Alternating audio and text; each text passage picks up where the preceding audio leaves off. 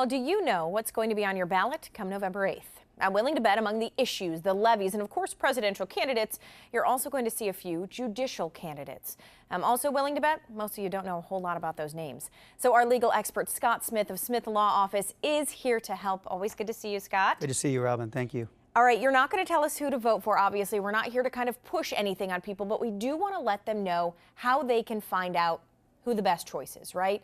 And I think a lot of times we don't even know who's going to be on the ballot. We don't even know the names that are in our area. So how do we go about starting to say, okay, these are the people I got to look into? Well, we've talked about this a little bit before, Robin. That is, number one, your most important powers as a citizen is to sit on a jury and to vote. So you take that seriously. So who to vote for? You don't know. Ask someone who's been in front of them.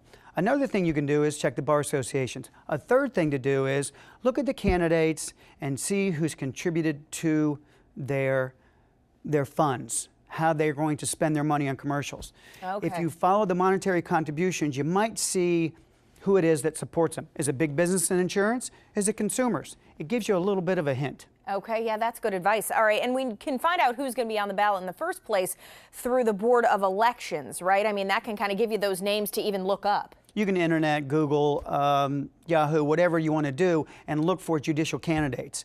And when you do that, you'll find that there are services offered of comparing the judges who are running. They may be biased services, but at least you get started. It's easy, you can look it up, and you get an idea who's running.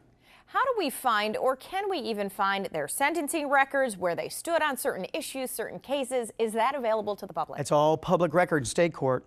You can go online, go to the court system, do a public record search, a Freedom of Information Act search if you want to go that far. And you look up the judges, and they'll show you how they have ruled on criminal cases as well as civil cases. And that can be tricky because we assume that a judge is going to be impartial, right? So this is something that I think just points out the importance of people getting in there, doing their research, and looking into this, right? That is absolutely correct. We'd like to presume they're going to be impartial. They say they're going to be impartial, but that is not reality. Yeah. There are certain judges that have a way of going one direction or the other. It's your duty to find out. Ask somebody who's in front of them every day.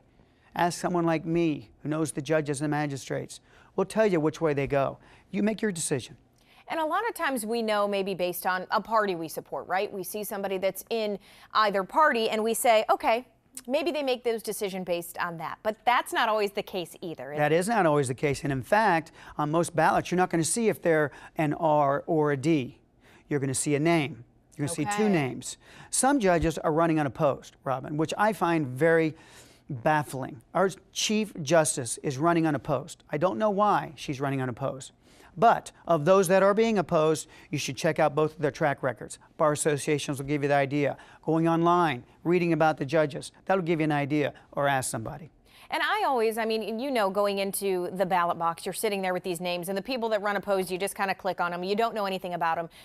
You should still be able to stand behind your vote, shouldn't you? Shouldn't you do that research and feel confident before you go in there? Voting is so important, Robin. As citizens, we get to sit on a jury, which is absolutely important, and we get to vote. Voting is important. Don't let it go. Talk to your friends, talk to your family, get out and vote. Find out who you're voting for, because that decision that they make, whether you're in front of them or not, will affect you as a citizen in everything you do.